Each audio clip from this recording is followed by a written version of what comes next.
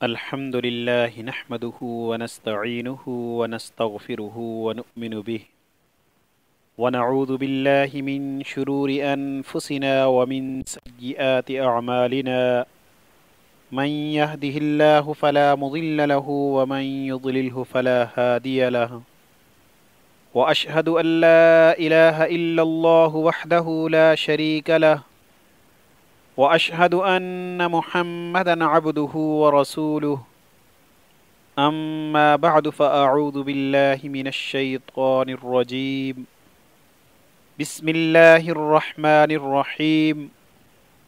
عقیدہ عذاب قبر اور مسلک پرستوں کی مغالطہ آرائیاں۔ عنوان روح۔ موضوع نیند میں جسم سے روح کے اخراج کا عقیدہ کیوں گھڑا گیا۔ Post number 6۔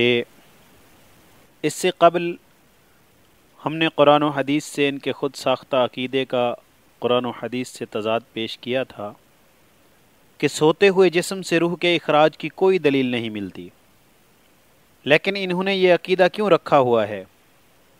اللہ کے نازل کردہ قانون کے جھٹلانے کے لیے جنگ کیوں لڑی جا رہی ہے؟ ملاحظہ فرمائیں، خود ان کی تحریر سے عبد الرحمن کیلانی اہل حدیث صاحب لکھتے ہیں، نیز جس طرح خواب میں روح راحت و الم سے دوچار ہوتی ہے اور کبھی کبھی اس کے اثرات بدن پر بھی نمودار ہو جاتے ہیں، اسی طرح اس عرصہ موت میں روح کو عذاب و ثواب ہوتا ہی ہے۔ تاہم اس ملاقات کے دوران اس کے اثرات جسم یا اس کے ذرات پر بھی وارد ہوتے ہیں، یہی عذاب و ثواب کی حقیقت ہے۔ حوالہ روح عذاب قبر اور سماع موتیٰ، صفحہ نمبر 32، از عبد الرحمن کیلانی اہل حدیث۔ اسی ہی کتاب میں آگے جا کر لکھتے ہیں، عالم برزخ کا تھوڑا بہت تصور جتنا کہ اس عالم دنیا میں ممکن ہے، خواب اور اس کے کوائف و واردات میں غور و فکر کرنے سے حاصل ہو جاتا ہے، کیونکہ نیند بھی زندگی اور موت کے درمیان برزخ ہے، اور اسی لیے نیند کو موت سے تعبیر کیا گیا ہے۔ فرق صرف یہ ہے کہ نیند میں چونکہ زندگی کے آثار غالب ہوتے ہیں، اس لیے قرآن نے اس دور کو زندگی سے تعبیر کیا ہے، اور برزخ میں چونکہ موت کے اثرات غالب ہوتے ہیں، اس لیے قرآن نے اسے موت سے تعبیر کیا ہے۔ اگرچہ اس میں بھی زندگی کے کچھ نہ کچھ آثار پائے جاتے ہیں، اور اسی لیے اس موت کے دور کو برزخی زندگی بھی کہہ دیا جاتا ہے۔ اذن صفحہ نمبر 99۔ اب دیکھیں، قرآن و حدیث کے خلاف بنایا گیا یہ عقیدہ جس کے لیے ساری جنگ لڑی جاتی ہے، اسی عقیدے کو ثابت کرنے کے لیے کبھی دو روحوں کا عقیدہ دیا جاتا ہے، اور کبھی نیند کو زندگی اور موت کے درمیان برزخ بنا دیا جاتا ہے۔ اگر ان مفروضہ باتوں پر یقین بھی کر لیا جائے تو جب بھی عذاب قبر کے بارے میں ان کا دیا ہوا یہ عقیدہ باطل ہی قرار پائے گا، اس لیے کہ انسان ابھی زندہ ہے، اس کے تمام حواس کام کر رہے ہیں، دل دھڑک رہا ہے، سانس چل رہی ہے، دماغ بھی موجود ہے اور شعور بھی رکھتا ہے۔ اس لیے خواب دیکھنا اور اس کے اثرات جسم پر مرتب ہونا کوئی عجیب بات نہیں۔ لیکن جب مرنے کے بعد انسان کا یہ جسم بے جان و بے شعور ہو جاتا ہے اور گلنے سڑنے لگتا ہے اور آخر میں مٹی میں مل کر مٹی بن جاتا ہے، جب یہ سوچنے اور سمجھنے والا دماغ ہی نہیں رہتا اور نہ احساس کرنے والا یہ جسم، اب روح کا تعلق قائم کس سے ہوگا؟ کون خواب دیکھے گا؟ کون اس کا ادراک کرے گا؟ ثابت ہوا کہ یہ سب محض کاغذی فلسفہ ہے، اس سے زیادہ اس کی کوئی اہمیت نہیں۔ حیرت ہے ان کے پیچھے چلنے والے افراد پر کہ وہ کس طرح اندھے بن کر اپنے علماء کے پیچھے چل رہے ہیں۔ ایک جگہ اہل حدیث علماء اس قبر میں عذاب ہونے کا عقیدہ دیتے ہیں، اور یہاں یہ عالم صاحب فرما رہے ہیں اسی طرح اس عرصہ موت میں روح کو عذاب و ثواب ہوتا ہی ہے۔ تاہم اس ملاقات کے دوران اس کے اثرات جسم یا اس کے ذرات پر بھی وارد ہوتے ہیں۔ یعنی اب فرما رہے ہیں کہ عذاب جسم کو نہیں ہوتا بلکہ روح کو ہوتا ہے، اور جب روح اپنے جسم سے آ کر ملاقات کرتی ہے تو عذاب کے وہ اثرات اس جسم پر بھی ہو جاتے ہیں۔ ان باتوں پر قرآن کی یہ آیات یاد آ جاتی ہے، اعوذ باللہ من الشیطان الرجیم وَمِنْهُمْ أُمِّيُّونَ لَا يَعْلَمُونَ الْكِتَابَ إِلَّا أَمَانِيَّ وَإِنْهُمْ إِلَّا يَظُنُّونَ، سورۃ البقرہ آیت نمبر 78۔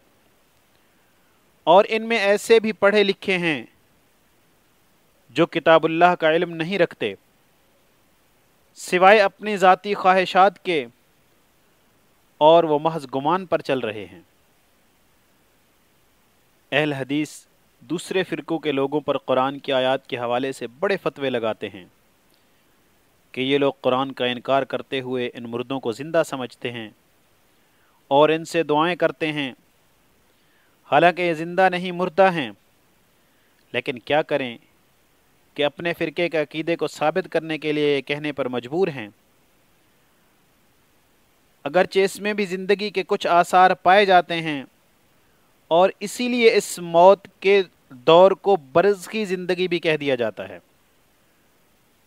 اب دیکھا آپ نے، رب کائنات فرماتا ہے اموات غیر احیاء، مردہ ہیں، زندگی کی رمق نہیں۔ اہل حدیث کہتے ہیں اس میں بھی زندگی کے کچھ آثار پائے جاتے ہیں۔ ایک طرف کتاب اللہ ہے اور دوسری طرف یہ کتب علماء۔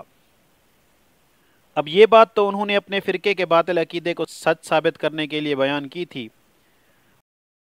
ورنہ اہل سنت والجماعت کے خلاف لکھتے ہیں عبد الرحمن کیلانی صاحب، اور یہی وہ بنیاد ہے جس کی طبقہ صوفیہ کو ضرورت تھی، لیکن قرآن ان کی ایک ایک بات پر پرزور تردید کرتا ہے۔ وہ کیا ہے کہ یہ دور موت کا دور ہے، زندگی کا دور نہیں۔ قبروں میں پڑے ہوئے لوگ مردہ ہیں، نہ ان میں شعور ہے، نہ یہ سن سکتے ہیں، نہ جواب دے سکتے ہیں۔ اب دو ہی راستے ہیں، یا تو ان اماموں اور بزرگوں کی روایات اور اقوال اور مکاشفات کو مان لیا جائے اور قرآن سے دستبردار ہو جائے، ورنہ ان سب خرافات سے دستبردار ہونا پڑے گا۔ حوالہ روح عذاب قبر اور سماع موتا از عبد الرحمن کیلانی اہل حدیث، صفحہ نمبر 56۔ اللہ اکبر کبیرہ۔ دیکھا آپ نے ان اہل حدیث عالم کی تضاد بیانی۔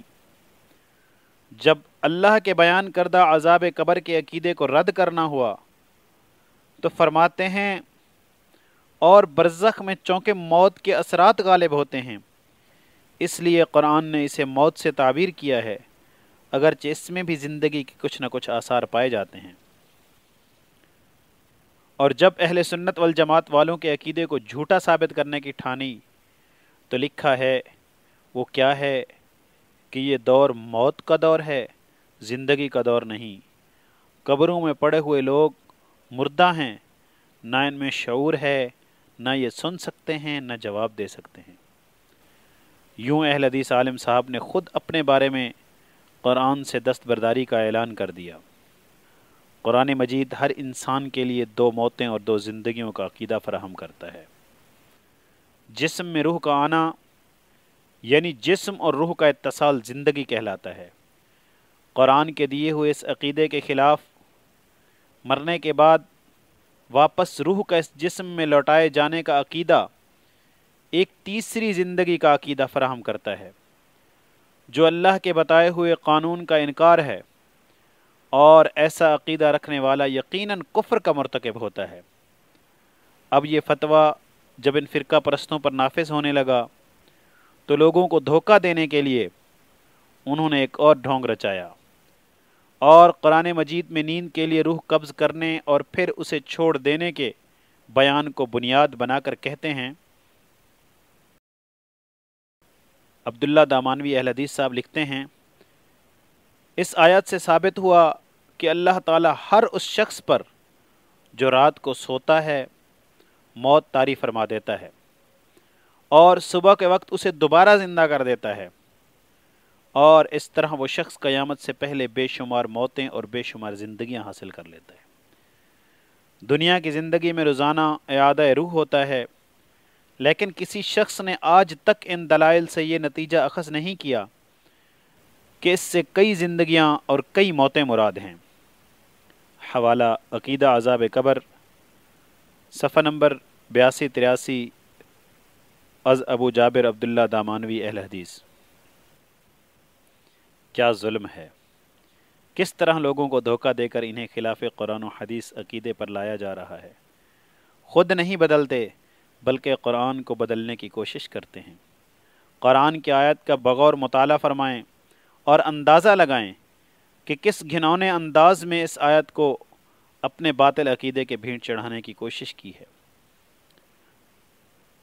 اللہ رب العزت فرماتا ہے اعوذ باللہ من الشیطان الرجیم وَهُوَ الَّذِي يَتَوَفَّاكُم بِاللَّيْلِ وَيَعْلَمُ مَا جَرَحْتُم بِالنَّهَارِ ثُمَّ يَبْعَثُكُم فِيهِ لِيَقْضَىٰ أَجَلٌ مُّسَمًّى ثُمَّ إِلَيْهِ مَرْجِعُكُمْ ثُمَّ يُنَبِّئُكُم بِمَا كُنتُمْ تَعْمَلُونَ۔ سورۃ الانعام آیت نمبر 60۔ ترجمہ: اور وہی تو ہے جو سوتے ہوئے تمہاری روحوں کو قبض کر لیتا ہے اور جانتا ہے جو کچھ دن میں کماتے ہو، پھر وہ تمہیں اٹھا دیتا ہے اسی میں تاکہ طے شدہ وقت پورا کر لو، پھر تمہیں اسی کی طرف جانا ہے، پھر وہ تمہیں بتا دے گا کہ تم کیا کرتے رہے ہو۔ اس آیت میں موت طاری کر دینے کا کوئی ذکر ہی نہیں، بلکہ قبض روح برائے نیند ہے، جو کہ موت ہرگز نہیں۔ اس سے بالکل اگلی آیت میں موت کا ذکر ہے اور ساتھ ہی اس بات کا بھی بیان ہے کہ موت کے لیے قبض روح کے بعد روح اللہ تعالیٰ کے پاس لے جائی جاتی ہے۔ اعوذ باللہ من الشیطان الرجیم وَهُوَ الْقَاهِرُ فَوْقَ عِبَادِهِ وَيُرْسِلُ عَلَيْكُمْ حَفَظَةً حَتَّى إِذَا جَاءَ أَحَدَكُمُ الْمَوْتُ تَوَفَّتْهُ رُسُلُنَا وَهُمْ لَا يُفَرِّطُونَ ثُمَّ رُدُّوا إِلَى اللَّهِ مَوْلَاهُمُ الْحَقِّ أَلَا لَهُ الْحُكْمُ وَهُوَ أَسْرَعُ الْحَاسِبِينَ۔ سورۃ الانعام آیات نمبر 61-62۔ ترجمہ: اور وہ اپنے بندوں پر غالب ہے اور تم پر نگہبان بھیجتا ہے، یہاں تک کہ جب تم میں سے کسی کی موت آتی ہے تو ہمارے بھیجے ہوئے فرشتے اس کی روح قبض کر لیتے ہیں اور وہ کوئی کوتاہی نہیں کرتے، پھر تم پلٹائے جاتے ہو اللہ کی طرف جو تمہارا حقیقی مالک ہے۔ سن لو کہ حکم اسی کا ہے اور وہ بہت جلد حساب لینے والا ہے۔ لیکن انہوں نے زندگی کے دور کے لیے بیان کردہ قبض روح کو موت قرار دے دیا اور یہ ثابت کرنے کی کوشش کی کہ جو لوگ موت کے بعد روح لوٹائے جانے کو تیسری زندگی قرار دیتے ہیں ان کا عقیدہ غلط ہے۔ یعنی پہلے زندگی کے اس دور کو موت بیان کیا اور پھر فرما دیا کہ دیکھو روح واپس لوٹا دی جاتی ہے۔ اب غور فرمائیے کہ کیا زندگی کے دور کی کوئی بات موت کے بعد کے دور کے لیے دلیل بن سکتی ہے، جبکہ نہ اس میں روح جسم سے نکالی جاتی ہو اور نہ واپس لوٹائی جاتی ہو۔ حیرت ہوتی ہے ان کے قرآن پر ایمان کے دعوے کی، کس طرح آیات کا مفہوم کو توڑ مروڑ کر پیش کرتے ہیں۔ اگلی پوسٹ میں ہم انشاءاللہ 2 موتیں اور 2 زندگیوں کے بارے میں کتاب اللہ سے دلائل دیں گے۔ اللہ رب العزت سے دعا ہے کہ اللہ رب العزت ہم سب کو قرآن و حدیث پڑھنے، اس کو سمجھنے اور اس کے اوپر عمل کرنے کی توفیق عطا فرمائے۔